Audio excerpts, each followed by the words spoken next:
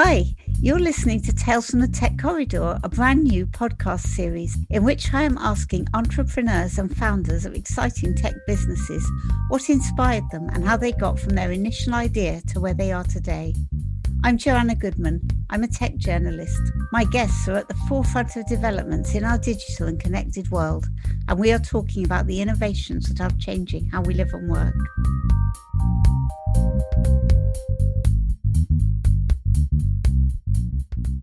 Today I'm meeting David Bennigsen, founder of Signal AI, which scans millions of information sources to inform decision-making, media relations, and of course, journalism. Welcome, David. Thanks very much, Joanna. Looking forward to the conversation today. Thanks for coming. As we're all techies, I'm going to start with my usual opener, which is, what's the first memorable piece of technology for you? What's the first bit of tech that comes to mind?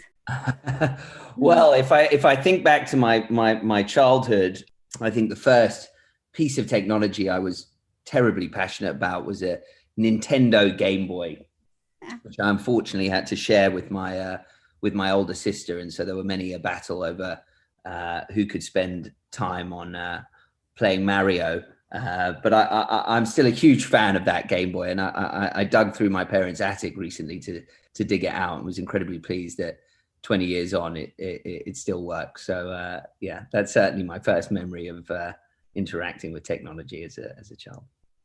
That's very cool, and even cooler that it still works, isn't it? I want to ask you to introduce what Signal AI does. I mean, I do hear that it was founded in a garage like the Silicon Valley big tech companies, but this was a real garage. Yes, absolutely. So I founded Signal AI about 8 years ago now, in a garage, as you say, which is owned by my parents in North London. And so, as you rightly point out, we're in good company there with some pretty famous Silicon Valley organizations that were founded in garages, or garages, as we've got to say when speaking to US investors. And actually, a funny story, when we were starting the company about a year in and raising our first round of seed capital, we actually offered investors to come and get their cars MOT'd for their annual checkup at the mechanics next door. So it really was a windowless garage, which we founded it in. And my co-founder at the time, who's still with the business today, is our chief data scientist, Dr. Miguel Martinez, who was at the time finishing his PhD in machine learning and artificial intelligence technology. And we really founded the business under the premise of some major global trends beginning to converge as we saw it. And I think those trends are as relevant today as they were 7 or 8 years ago. The first really being the explosion of information, the volume and velocity of data now available to organizations, and yet their inability to use that data to drive better decision-making within their organizations. The second trend or challenge that we saw many big companies facing was the fact that businesses are now exposed to more issues and risks and threats than ever before, and yet they don't have effective radar to get ahead of those issues and spot them early and be able to respond to them. And the third trend we saw was the emergence of machine learning and AI as a set of technologies that fundamentally we believe were going to change the world, but in particular could be applied to those two challenges with a view to turning those into opportunities. And so our thesis was, if we could aggregate the broadest and most diverse data set that sits outside of a business and be ambivalent about media type and format and language and modality, and bring all of that disparate data into a single platform, and then we could apply machine learning and AI that could be trained by experts from within these businesses, we could unlock a set of insights that would help business leaders make better decisions, but more specifically get ahead of those risks and threats and issues faster and more efficiently, and spot them in advance so that they could then guide their businesses more effectively. That's really interesting, David. I'm interested to know how Signal AI works for different businesses, so how you can actually tailor your media input for a very human thing, which is communications, PR, reputational issues. So if you've got a business and you want to get your best signal from the media, how does it work for you? Yeah, no, absolutely. Great question. Today we're very, very fortunate. We service over 600 global organizations from around the world, from Google to Exxon to Deloitte to governments in the G7. I can give you a couple practical examples so you get a sense of how the technology and data can be deployed. So for one example, we're working with a number of the G7 governments right now, helping support them in their response to COVID and essentially enable them to track and follow and respond to changes in sentiment as they roll out new policies related to their response in COVID. So as they announce the vaccine rollout, for example, we can understand and unearth what's driving consumer sentiment, what are people writing about in the media, what are people talking about across the social web, and this enables them to then use that insight to better position their communication strategy and effectively communicate and respond to the very rapid changes that are occurring within this situation related to the pandemic. Another example might be the work that we're doing globally with Deloitte, one of the world's largest professional service firms. And really what we're helping Deloitte do is track and follow changes in regulation for their clients across the world's regulatory landscape. And so we provide for them and their clients kind of hyper relevant updates on trending topics and issues related to compliance, providing sentiment signals where regulatory change might be occurring. And together we service about 2/5 of the Fortune 500 who are receiving output from our platform, thousands and thousands of organizations and tens of thousands of recipients who we're providing this kind of real-time update of regulatory change to. And final example I'll give, working with one of the world's largest banks, kind of supporting their chief communications officer and their C-suite to understand the themes that might impact their reputation, kind of creating these real-time reputation indexes that enable them to track and respond to how they're performing versus issues like climate, digital and technology, being an employer of the future. And we're able to kind of analyze the heat and velocity of the conversation in real time and then surface for them kind of potential risks, crises, or even opportunities related to these themes that for them drive their reputation. That's great. Sentiment analysis has become more and more important with social media, and it actually affects business much more than it ever has done.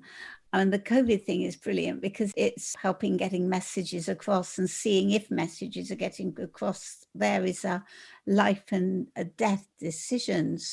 Reputation and perception and trust in an organization has never been more closely correlated to business performance. And one of the things we help our clients do is correlate how they're being written about in the media, how they're being spoken about across the social web, with how they're actually performing as a business, and try and bring those two different disparate data sets together so they can understand how they intersect with each other. So another example, we're doing a fascinating project right now with a major global consulting firm. They want to be the most trusted firm in consulting by 2030. Well, what we're doing there is we're gathering kind of media and perception and reputation data, but we're also embedding in our platform internal survey data from employees, feedback that they get from clients related to their NPS scores, for example. We're trying to bring those different data sets together so they can understand how trust is positioned and how they're perceived, both with the media, but also with their key stakeholder groups like employees and customers as well. So it's like they're getting a 360-degree appraisal at all times, isn't it? Exactly. So exactly. That's quite useful and quite unnerving, because sometimes these things are surprising. How do they actually tailor it to their own requirements and needs? Yes, well, that's one of the great benefits of this machine learning based approach, which kind of differentiates Signal from some of the more traditional businesses that have operated in this space historically. The system can intuitively learn from people's interactions. So as our customers engage with our technology and our products, the system essentially intuitively learns from their feedback, their interactions, the corrections and tags that they apply within our product. And all of that learning feeds into our machine learning capability, thereby customizing the platform for the user's needs. They can also go to our product and explicitly train up the machine learning. And so this enables our customers to embed within the AI their own expertise, create their own taxonomies, build up their own frameworks, generate their own set of signals with which to then apply to the data in a much more personalized and proprietary way. And that's really important because we believe organizations have huge amounts of domain expertise, particularly in specific areas, but often that knowledge is trapped and siloed within the organization, and it's hard to disaggregate it. And so their ability to kind of train up the models and then apply it to the breadth of global data that Signal is aggregating enables them to then unearth the key issues, the topics, the themes, the drivers of reputation that our clients really care about. So in effect, they are personalizing it, and if they want to, they can include tacit factors as well as explicit ones then. Exactly.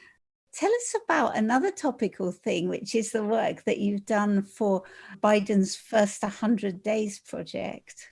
Yes, thank you. With pleasure. We just published some fascinating research looking at the media topics most associated with Biden's first 100 days of presidency. And essentially, we used our knowledge graph to create a proximity score between Biden and each of these issues and drivers. Essentially, our AIQ, which is what we call our platform's brain, our ability to apply these machine learning technologies and extract knowledge and structure from the data, has analyzed more than 20 million articles to identify the leading media topics in the first 100 days of Biden's presidency, and then compare his first 3 months in office to the last 3 months of his predecessor, Donald Trump. The report found that the major themes of the first months of Biden's presidency, measured by this proximity to a topic, this proximity score, have been diplomacy, conflict, regulatory change, the economy, with more conversations about the corporate tax rate in particular. And what's super cool is the use of the knowledge graph, in that its ability to start to surface trends that we were able to see Biden's association with taxes starting to rise as it gained more media attention, kind of rising from 13% up to 50% during this first 3 months. So this is all built on top of our knowledge graph. And the way that our knowledge graph essentially works is we gather all of this data, as I say, tens and tens of millions, hundreds of millions of articles and other data points from around the world. And essentially, when it's run through our machine learning algorithms and we extract this knowledge from it, i.e. the topics, the concepts, the entities, the themes, the issues being spoken about, the products, the ingredients, all of those entities that we're extracting from the data are mapped into a knowledge graph. And then we can essentially map the relationship between all of those things and find these unique relationships, these proximities, and score the closeness and association between individuals, organizations, and these topics and issues that are being spoken about. That's fascinating, because also you might get a surprise. If you're a journalist researching something, you might think something's going to be the hot topic and either find that it really isn't, or that something else is. Have you ever had any big surprises on topics like that, where the findings really wasn't not what your client expected? Yeah, no, often and regularly. I mean, you know, the one of the big benefits of utilizing a technology like the knowledge graph is surfacing what we describe as those unknown unknowns and things our clients didn't know they needed to search for, but could be highly relevant or impactful for their organization. So, you know, there's a fascinating example we did with one of the world's largest FMCG businesses, where we mapped their 5,000 most used ingredients in their supply chain for their consumer goods products. And then we were looking for kind of unknown signals of risks or issues that were surfacing in relation to those ingredients. And I remember an incredibly surprising finding was that a very commonly used ingredient in sunscreen products, we found out really early, was being highly associated with kind of damage to the environment and damage to coral reefs. And about 7 or 8 months later, you know, that story broke in mainstream media, and it became a major issue for many consumer goods companies who produce sunscreen products, that this very commonly used ingredient was damaging for the environment, damaging specifically for coral reefs. And we were able to get that client well ahead of that potential issue by using the sort of technology that I just described. And in a perfect world, they'd stop using it and you'd have helped to make the coral reefs safer. Indeed. Turning back to you and the garage and founding your business, you're in a way a typical tech entrepreneur. You've a successful tech entrepreneur. You've founded the business in a garage. People came and saw you. It's grown to look after some of the best known companies in the world.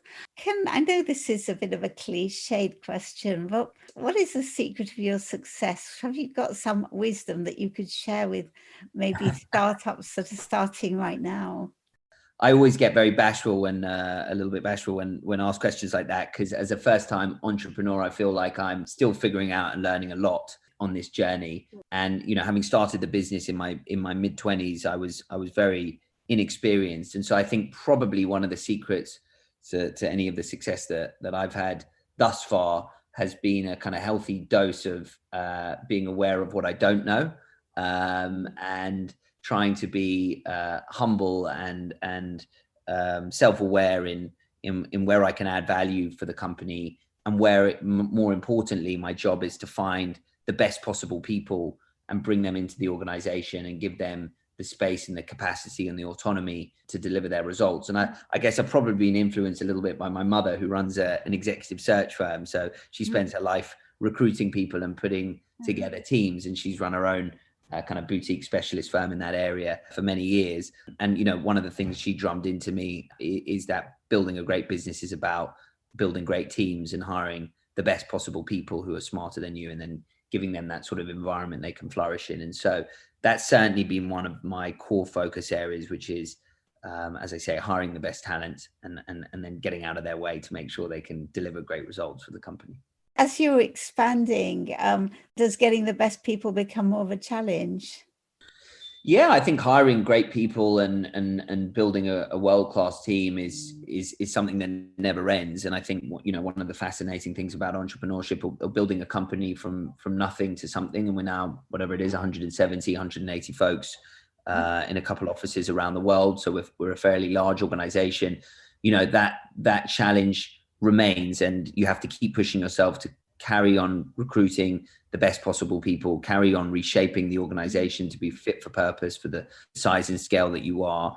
And every 6 to 12 months, there's a new inflection point where the challenges that you face as an organization, the skills that are required, the levels of experience that are needed to overcome those different challenges and take advantage of those opportunities in front of you, that changes. And so it is a constant evolving and iterative process of building the right team, organizing the best possible company, and getting the best possible results through that dynamic that you create. What's your biggest challenges now going forward? I've been exceptionally proud of the performance of the company over the last 12 months. Obviously, unfortunately, we've all faced an environment that has been, incredibly challenging and obviously negatively impacted by the pandemic. I'm very fortunate. We're very fortunate at Signal that, the headwinds faced by many were in some ways tailwinds for an organization like Signal, because we provide the information and the insights that we provide to our clients are needed almost more greatly at times of crisis. And so that's where we can become great support systems and help augment our clients' decision-making capabilities when they're going through their own specific challenges. But there were many, many different issues related to COVID, from opening and closing our offices, to obviously disruptions to travel, making sure that our staff remained aligned and motivated, and that morale was high, even when not being fully co-located.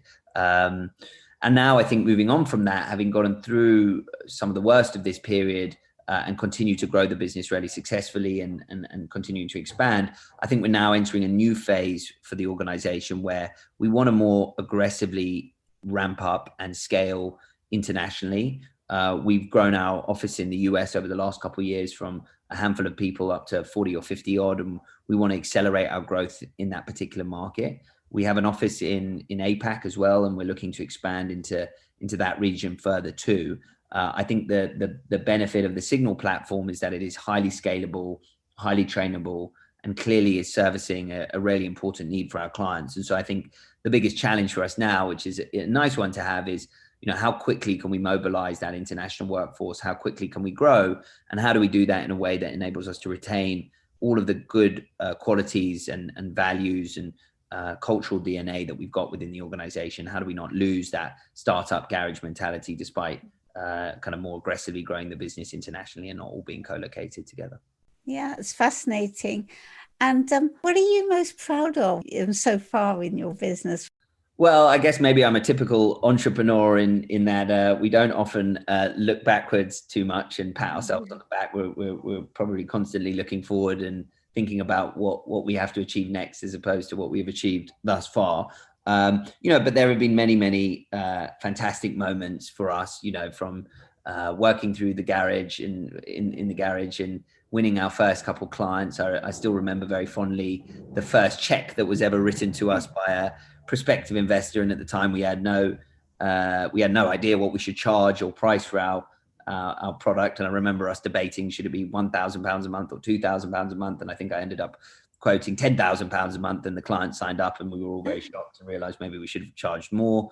I remember very proud moments of winning our first funding round and getting that endorsement from professional investors who had built fantastic businesses in the software space. But I think overall, I'm mostly proud of the 170 odd employees that we work with, and the 3 offices we've got around the world, and an environment that I think people of all backgrounds and diverse backgrounds can excel in and enjoy working in, and feel highly motivated to be a part of. And also the work that we do servicing those 600 plus clients of ours, and the feedback that we get from those organizations, particularly when we help them through their toughest times or getting ahead of emerging risks and crises, is potentially some of the best payoff you can get as an entrepreneur. Yeah, especially in a world where crisis communications has become almost the norm. So it was a very forward-thinking business to start. And what's next on the horizon? What are you doing immediately now? Yes, as I mentioned, there's a big focus on international growth and continuing to scale and expand the company, and particularly in the US market, where we see a fantastic opportunity to grow and ramp the company.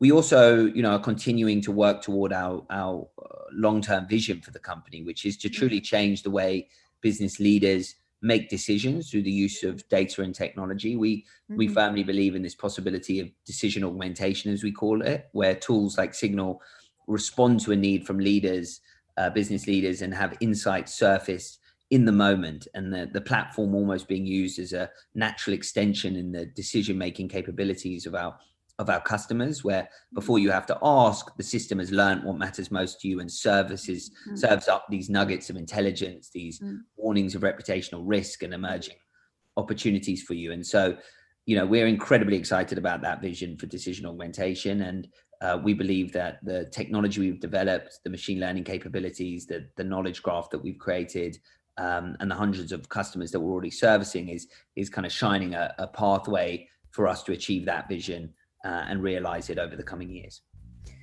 Yeah, so you're going to continue cutting through the noise, which is more and more important these days. This is definitely one to watch, and keep sending your signals out to make us all better informed. Thanks so much, David, for joining us. Thank you so much for having me, Joanna. It's been absolutely fantastic. Thank you. I hope you've enjoyed this episode of Tales from the Tech Corridor. This series is developed by Boyce Turner LLP and inspired by their tech partners and clients. I'm Joanna Goodman. Thank you for listening.